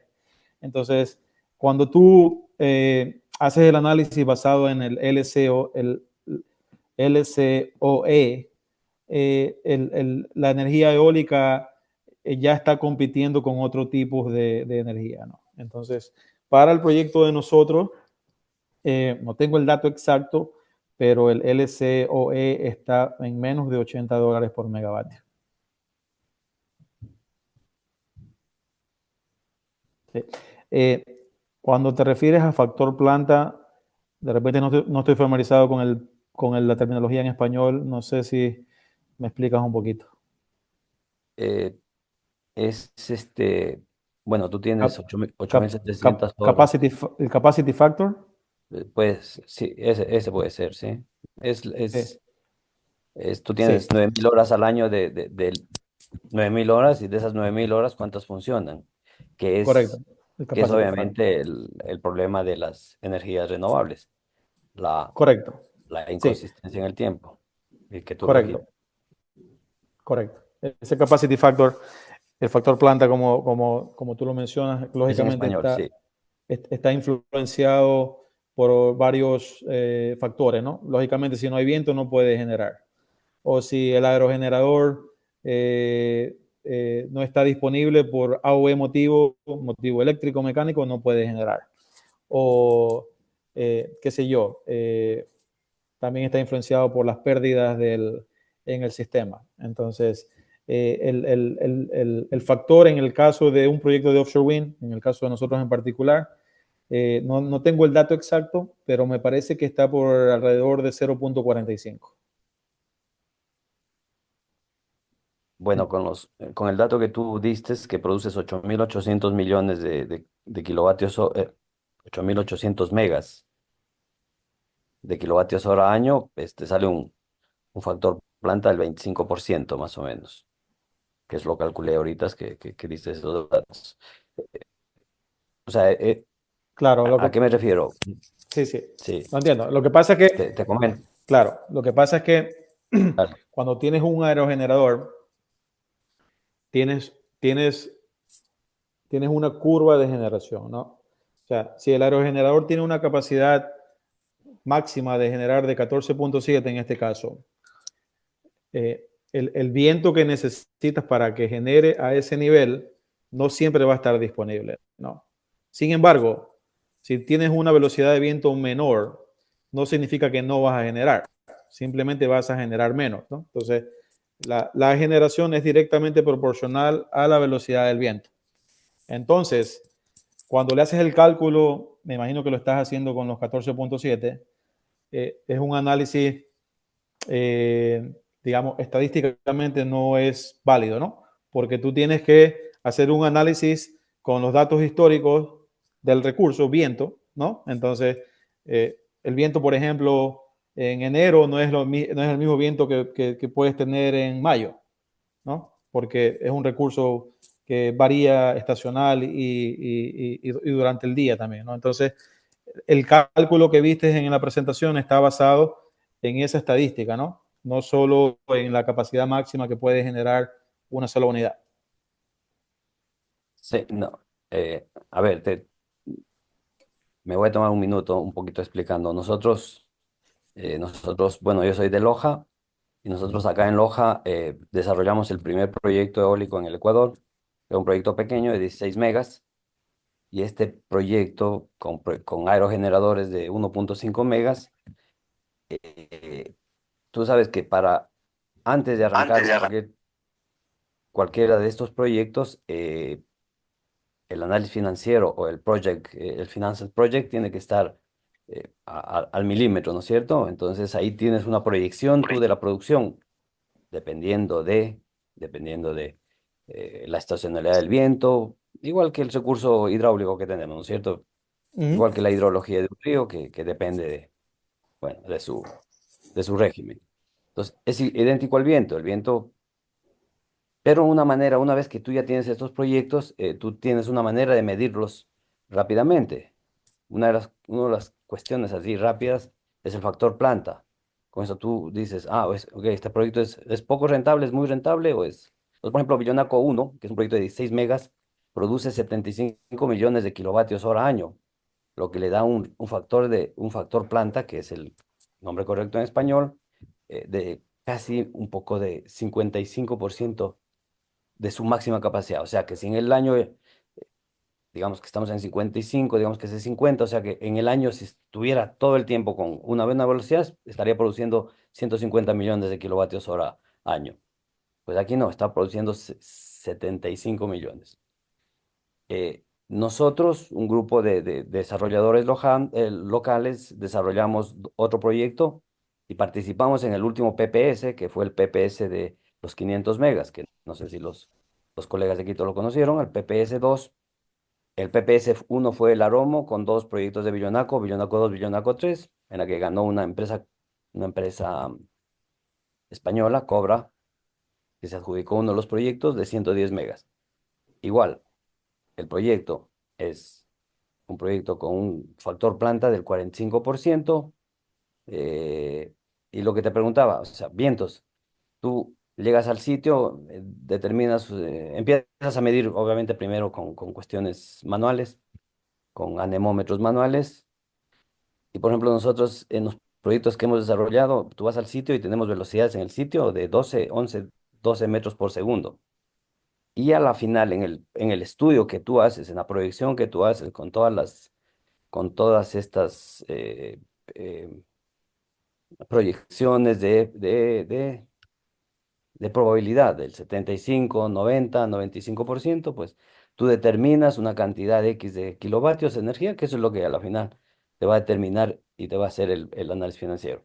Entonces era un poquito así nomás para complementar y ver. Por ejemplo, te preguntaba, ¿cuál es la velocidad que se podría aceptar en offshore? ¿No es cierto? En mar abierto, 10, 12, 15, porque obviamente Sí, los aerogeneradores son mucho más grandes, son mucho más. Y para finalizar eso, nosotros solo para finalizarte, nosotros participamos en este último proceso, el PPS 2, nos juntamos con una empresa francesa, con Total Energy, fuimos al PPS y ganamos un proyecto de 45 megas con un factor planta grandísimo. Vamos a producir 230 millones de kilovatios hora año, 230 millones de kilovatios hora con un P de 90, con una probabilidad de 90% de... Pero esas obviamente son probabilidades que a la final el análisis financiero, los bancos miran eso y una vez que están muy seguros de eso, pues obviamente pasamos a una segunda etapa que sería la etapa de construcción, la etapa de financiamiento y construcción. Pero es una manera así que te digo así muy, muy general lo que te pregunté, que es, bueno, lo que nosotros manejamos, ¿no? Pero bueno, ustedes de pronto, eso sí, nomás, acá te, Fabricio. acá te puedo comentar que los datos de operación del proyecto piloto muestran un factor de planta en los más de 3 años que se ha operado mayor al 40%. Si no me equivoco, está entre el 43 y el 45%, dependiendo del año. Y lo otro que te quería comentar también es que este factor planta para el proyecto comercial, a ver, nosotros, como lo decía al inicio, la compañía es una compañía regulada. Entonces, el desarrollo de cualquier tipo de proyecto finalmente es pagado por, por los clientes, ¿no? Yo consumo la electricidad de Dominion Energy y yo indirectamente estoy pagando por este proyecto. Entonces, cuando nosotros tenemos que llevar el proyecto para que sea aprobado por el organismo estatal que tiene que aprobarlo, tenemos que llevar todos estos análisis financieros y nosotros de hecho tenemos una garantía del factor planta, que si la compañía o si el proyecto no genera lo que se estimó generar, pues la compañía está sujeta a penalidades probablemente asociadas con ello, lo cual es un riesgo porque, como tú sabes, pues no somos dioses, ¿no? No podemos controlar el viento. Si Así es. pudiéramos controlar el viento, pues sería maravilloso, pero no es el caso. Y cuando no entendía la pregunta de la velocidad, pero estos aerogeneradores comienzan a generar con velocidades de viento aproximadamente de 3 a 5 metros por segundo, dependiendo de la temperatura, comienzan a generar, ¿no? No significan que generan los 14.7. Así es. No recuerdo a qué velocidad comienzan a generar a full capacidad en este momento, pero comienzan a No, generar de 3 a yo 5. me refería a la velocidad promedio que tiene el proyecto. Entonces te hacía el ejemplo de nosotros. Nosotros tenemos una velocidad promedio de 11 metros por segundo, una velocidad promedio, promedio. De ahí tenemos ráfagas de 20, 25 metros por segundo, que obviamente los aerogeneradores se paran. Eh, entonces eso, más o menos. Pero si tú tienes una velocidad promedio, por ejemplo, en el último PPS salieron proyectos en Riobamba y en Santa Elena. Y en Santa Elena la velocidad promedio, con la velocidad promedio de los dos proyectos estaba entre 6 y 7 metros por segundo. Lo que te vuelve un análisis rápido, es decir, ok, 7 metros por segundo ya te da una magnitud de la cantidad de energía que puedes generar. Pero con una velocidad promedio de 10, 11 metros por segundo, pues obviamente va a ser superior. Pero Correcto. bueno, era simplemente la velocidad promedio, no es nada más, Fabricio. Y otra cosa que me parece súper interesante es el costo del mega. Está más o menos en 1.100.000 dólares el mega, lo que es súper, súper, súper Wow. buen precio, ¿no? Te comento, nuestro proyecto está alrededor de 1.600, 1.600.000, eh, 1.600.000 el kilo, el mega, y el precio Correa, 3 millones de dólares el mega. Billonaco uno y no es Pero por nada. Oye, oye, el No es por proyecto nada. Billonaco uno lo hicieron en 44 millones de dólares. Increíble, increíble. Y el precio en ese entonces, obviamente, no era el de ahora, que la tecnología va mejorando, va subiendo la capacidad de los aerogeneradores y va bajando el costo. Y en ese tiempo estaba máximo 2 millones. En 3 millones terminaron pagándolo. Y lo querían hacer con crédito ecuatoriano, que era lo más ridículo de todo. Pero bueno, pero el, Nelson, el, el ahí estás costo solo considerando el interesantísimo de CAPEX. usted. ¿Perdón? Cuando estás hablando de este cálculo, ¿estás hablando solo del CAPEX? Solo CAPEX, ojo, sí, claro. O sea, lo que tú dices, lo que tú dijiste que el proyecto cuesta 9.800 millones. Correcto. 9.800 millones, correcto. Dividido para 8.800 megas que tienes, estamos hablando de 1.100.000 me sale la división, lo Ok. que es un precio súper, súper competitivo. Lo que sí se ve raro, por ejemplo, casi toda la tecnología del proyecto es fuera de Estados Unidos. Y Correcto. ustedes Sí. tienen, y Estados Unidos Nelson, tiene, por ejemplo, General Nelson, Motors, que es uno de los fabricantes grandes Nelson, de aerogeneradores. Nelson, demos paso también a otras preguntas Ah, de... ya, no, disculpen, tranquilo. Sí, sí. Por mí, tranquilo, No, estaba bien. no, de hecho, me gustaría comentar respecto a eso porque es un excelente punto. Justamente lo mencioné en la presentación. Eh, Lamentablemente, en la actualidad, o sea, aquí en los Estados Unidos hay plantas que fabrican aerogeneradores para proyectos en tierra, pero no hay plantas que fabriquen aerogeneradores para proyectos en mar adentro todavía. Y Ok. justamente es uno de los objetivos de nosotros, ¿no? De poder motivar a de que esas compañías, los europeos específicamente, instalen plantas aquí en Estados Unidos. Pero bueno, ahorita con la orden ejecutiva del presidente Trump, pues como que es un poquito un revés para esa meta. Perfecto. Vladimir había solicitado la palabra. Gracias, Patricio, y felicitaciones. Agradezco el aporte de conocimientos porque aquí no es muy común conocer obras offshore, salvo algunas torres de petróleo, pero en cuanto a generación de energía eólica offshore no se ha hecho nada. Entonces, esto es muy interesante. Eh, Pienso que no va a ser en el caso de ustedes en Virginia muy importante la velocidad del viento. Obviamente que es directamente proporcional para la energía, ¿no? Pero las temperaturas y la densidad del aire allá va a ser mucho más alta que acá, por el hecho mismo de que tienen temperaturas más bajas, mayor humedad, siendo brisa marina con buena parte hablando de un porcentaje más elevado que el que tiene nuestro aire aquí en la costa, por ejemplo, en donde tenemos temperaturas elevadas. Entonces, la energía cinética del aire allá permite pues generar a menores velocidades tangenciales de las aspas que lo que aquí se necesita. Ese es un punto. Algo a lo que yo me dedico es más bien a la geotecnia. Yo quería tener eh, ciertos vacíos, llenar ciertos vacíos. Por ejemplo, eh, de los datos que usted manifestó, más o menos entendí de que la altura de la base de la torre hacia el fondo marino sería de más o menos 140 metros, porque había un valor que decía que en el proyecto piloto la altura era 255 metros, ¿no? Sobre el agua y la torre tenía 115, entonces la diferencia serían 140 metros, supongo yo eso. Las alturas que mencioné yo son del espejo de agua hacia arriba, ¿no? Lo que tú estás interesado es cuánto penetra el monopilote en el lecho marino.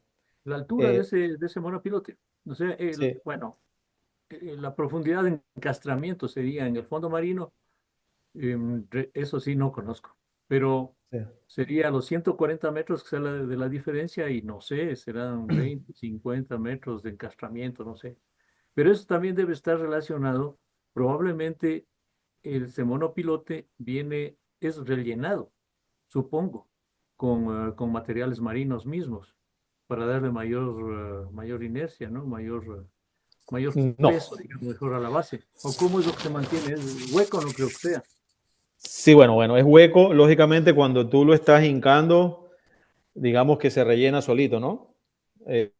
Conforme lo vas hincando, pues lo único que no tiene material derecho marino es la parte que es de acero, ¿no? Pero no se rellena, en realidad es vacío. Eso funciona a fricción.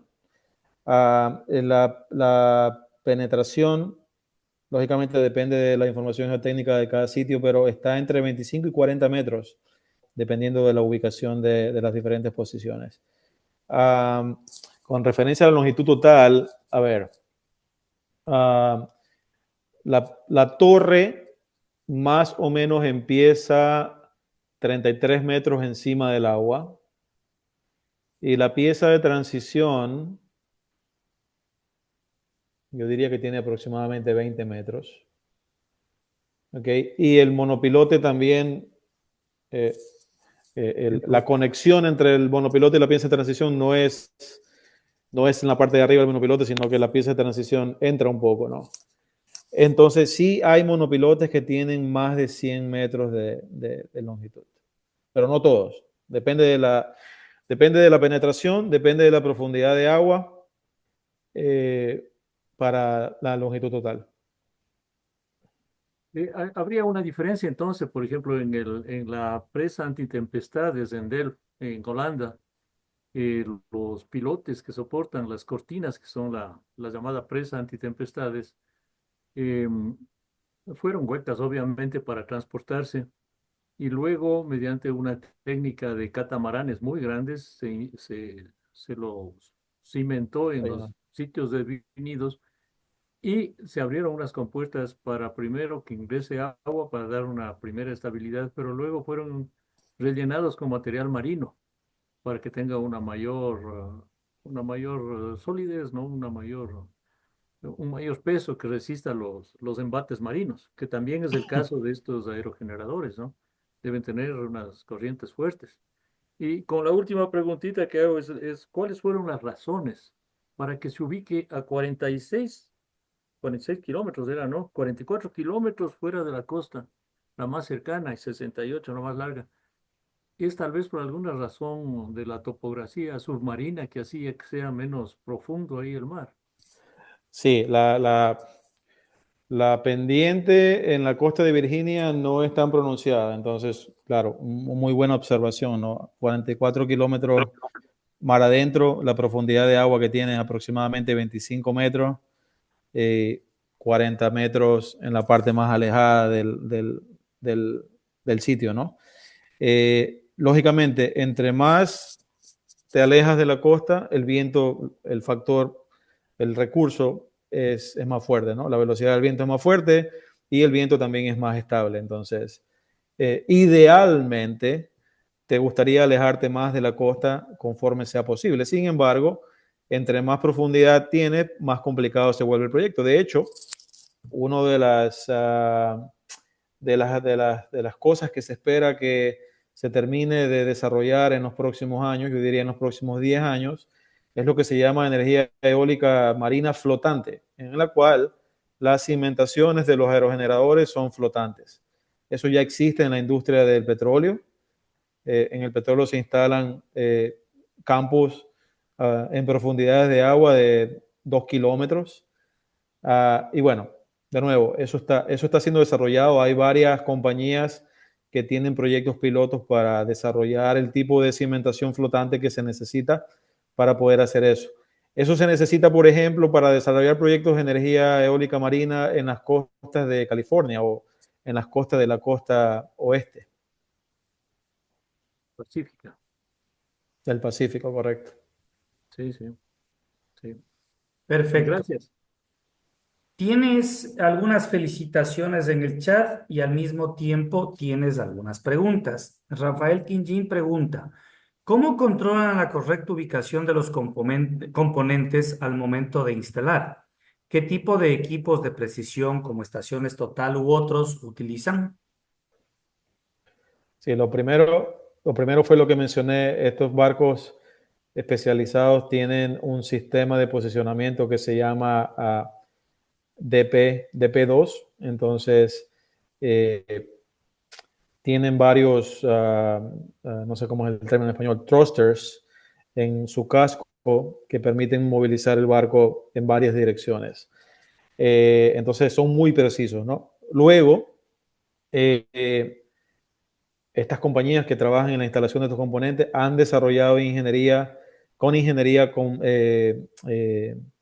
equipos para ayudar digamos que a agarrar los componentes y poderlos ubicar precisamente en el lugar donde tienen que ser ubicados. Hay diferentes tipos de equipos, ¿no? Podríamos probablemente exponer horas al respecto porque depende de cada componente el tipo de equipo que se necesita para poderlo instalar de una manera precisa. También nos preguntan, Luis Eduardo Carrión, ¿nos puedes indicar cómo se manejan los procesos de mantenimiento, en especial el tema de corrosión? A ver, el sistema de corrosión en las posiciones de los aerogeneradores básicamente está basado en dos cosas. Un sistema de corrosión basado en un sistema de pintura, que es el que tiene desde la pieza de transición hacia arriba, o sea, la pieza de transición, la torre, y luego el monopilote y la pieza de transición también están apoyados por un sistema de corrosión con lo que se llama corriente, ¿cómo sería el término en español? Ah, corriente impresa, no sé cómo Impresa. sería. Sí. Sí. Entonces, el área más sensible a la corrosión en un proyecto en el mar es el área que en la zona splash, que se llama en inglés. Es decir, en lo que sube y baja la marea, ¿no? Golpeteo. Esa es la zona más sensible, ¿no? Y justamente en esa zona es donde está ubicado este sistema de protección catódica con corriente impresa. Byron Sabando nos pregunta, ¿cuánto personal se requiere para el funcionamiento y mantenimiento de cada aerogenerador? ¿Y con qué periodicidad deben efectuarse las labores de mantenimiento? ¿Y estas labores en qué consisten? Excelente pregunta. Podríamos también probablemente hacer una presentación específica al respecto, pero se estima que en la operación del parque va a haber aproximadamente 900 personas. La periodicidad del mantenimiento Yo pienso que va a depender de la fase en la vida útil de la misma. No tengo información específica, pero como decía en la presentación, va a haber un barco, el SOV, en el cual vamos a tener técnicos que van a estar viviendo mar adentro y que van a estar eh, realizando mantenimiento en estos aerogeneradores los 365 días del año. Antonio Villagómez te dice lo siguiente: siendo un proyecto controlado con un sistema SCADA, las centrales son estaciones no atendidas. Correcto. No solo los aerogeneradores o las posiciones donde hay aerogeneradores, sino también las subestaciones eléctricas. No hay personal en ellas. Todo se maneja centralmente desde la base de operaciones mediante el sistema SCADA. Es decir, la comunicación es clave, ¿no? Esos cables, la sección transversal de los cables que les mostraba, la fibra óptica que se necesita ahí, pues lógicamente es clave para que exista comunicación entre los componentes y la estación de operación. Antes de darle la palabra a Félix, quería hacerte una pequeña, no pregunta, sino inquietud. Tú planteabas de que en los Estados Unidos, o en algunos de los estados que pertenecen a los Estados Unidos, el uso de combustibles fósiles van a ser eliminados al 100% hasta un año determinado, alrededor del año 2050. Aquí en el Ecuador, una de las fallas justamente que hemos tenido en el año anterior para el déficit de energía eléctrica es no tener una energía de base, que normalmente se la genera con producción térmica a través de combustibles. ¿Cómo los Estados Unidos o naciones del primer mundo, llamémoslo así, puedan controlar de que estemos dependiendo de la cantidad de agua, dependiendo de la cantidad de viento, dependiendo de la cantidad de sol, sin tener esta energía base que se requiere, creo yo, de forma muy lógica, ¿no? Bueno, excelente pregunta. En mi opinión personal, es, al menos aquí en los Estados Unidos, una parte clave para tener un sistema fiable y limpio es la energía nuclear. La energía nuclear es clave. En el caso particular de nuestro sistema en Dominion, hay muchos proyectos justamente que están enfocados simplemente en la fiabilidad. Es decir, de que hay plantas de energía preparadas para poder operar con combustibles fósiles en casos de emergencia. ¿Okay? Es decir, no los utilizas todos los días, pero tú tienes una capacidad de poder usarlos en casos de emergencia. Entonces hay proyectos específicos que se desarrollan para eso. O sea, tienes que invertir, ¿no? Porque Un te estás sistema limpio. preparando. Correcto. Correcto. Perfecto. Félix Vaca, por favor, que estamos terminando la reunión, así que tiene sus Sí, inquietudes. buenas noches. Primero, yo quisiera felicitar a Fabricio. Para mí es motivo de orgullo ver un Politécnico que llegue a sitiales tan importantes y a toma de decisiones. Me siento muy bien y pienso que todos los estudiantes de la Politécnica deberían recibir este testimonio para que sigan aumentando su autoestima.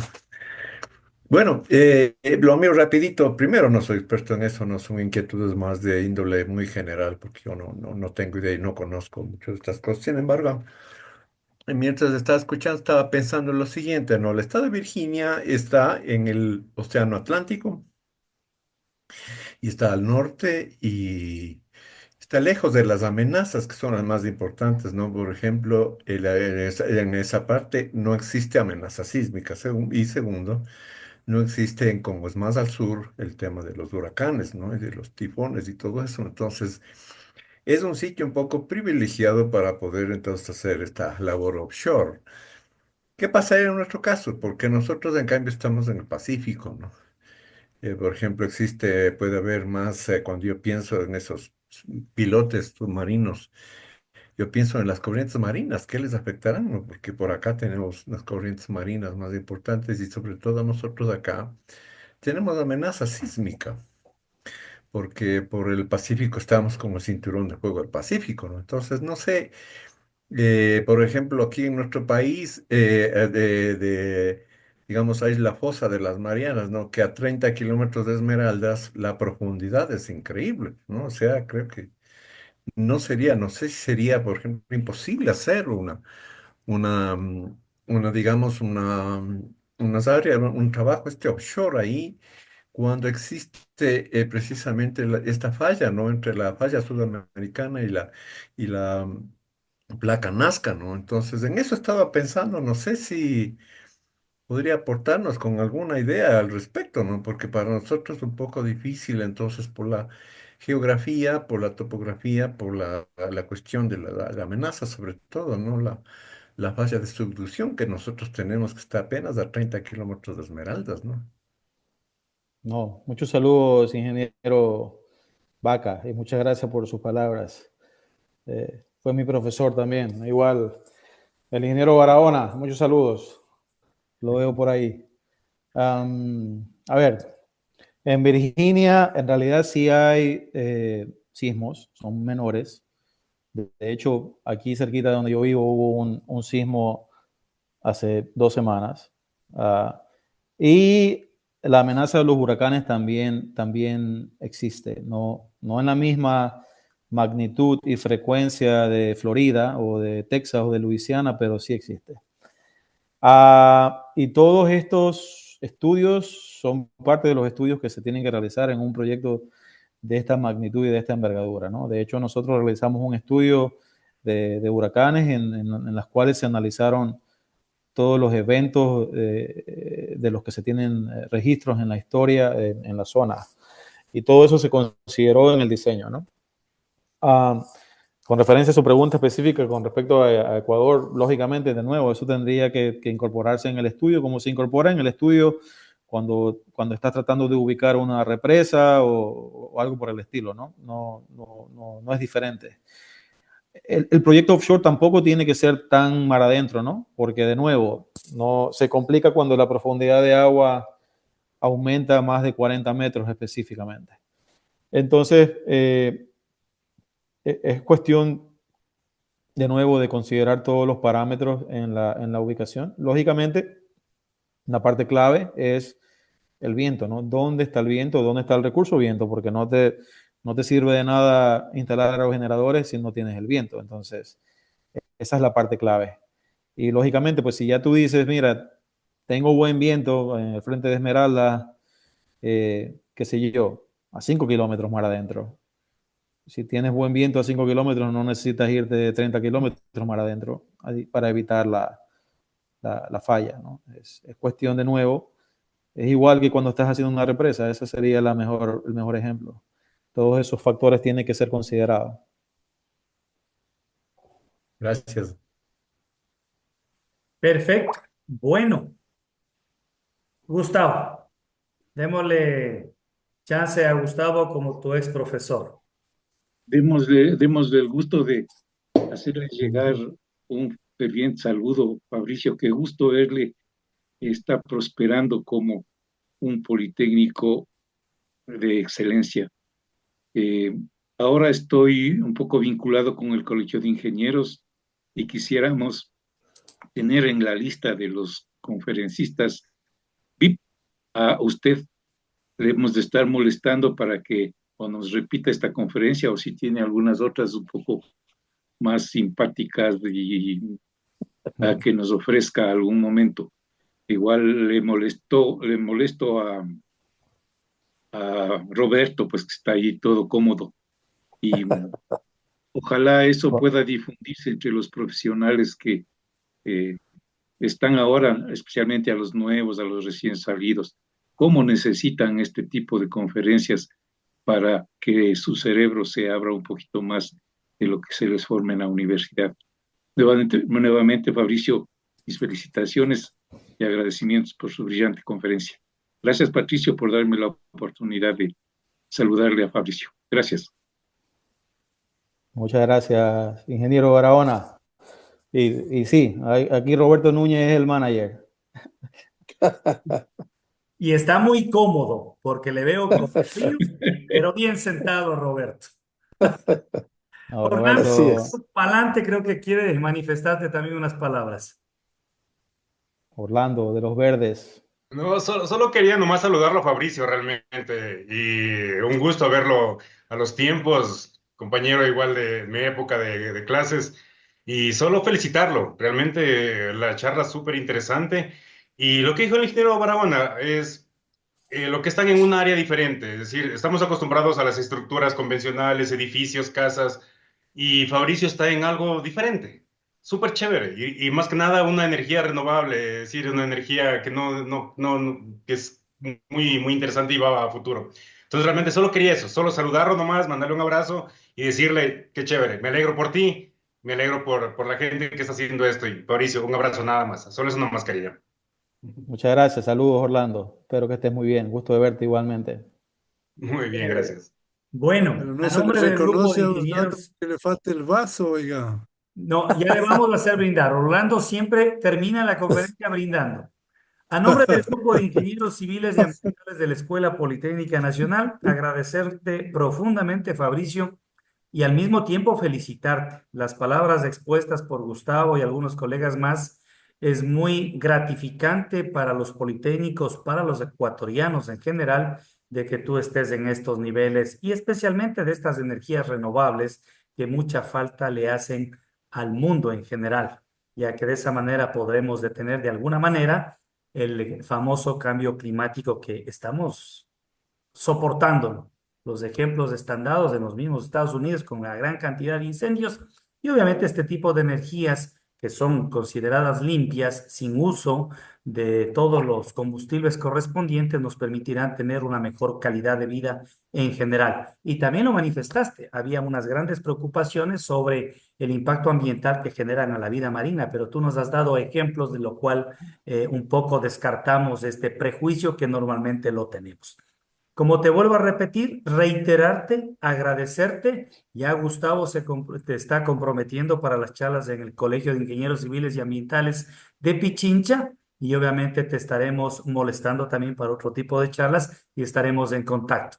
A todos ustedes, a nuestros 29 colegas y amigos que han asistido en esta noche a la presentación de Fabricio, agradecerles profundamente también y al mismo tiempo invitarles como todos los viernes, a la misma hora para una nueva charla. La próxima semana tenemos al presidente del Colegio de Economistas de Pichincha con lo que serán las perspectivas, el morir o seguir adelante en el año 2025 económicamente hablando. Así que Fabricio, tus últimas palabras y muy gentiles a todos ustedes. Feliz noche.